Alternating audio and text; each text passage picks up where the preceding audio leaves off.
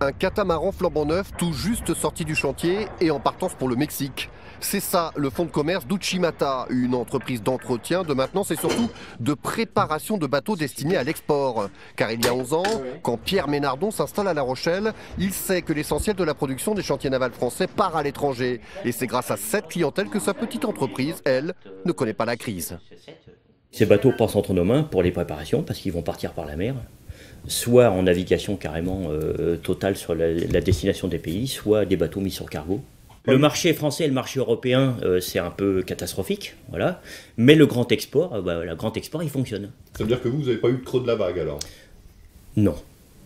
Ces interlocuteurs sont la plupart du temps des brokers, des VRP du nautisme installés en Australie, aux Antilles ou en Amérique et qui distribuent les grandes marques françaises comme Beneteau, Fountaine-Pajot ou Nautitech. Des interlocuteurs qu'il faut convaincre à distance pour se forger une réputation loin de sa base. Il faut des années avant d'acquérir la confiance de ces professionnels étrangers.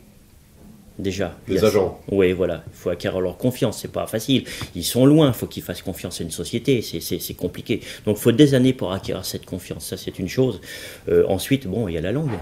So far, so good, 8 salariés, une visibilité de plus de 12 mois et des prévisions de croissance plus qu'optimistes.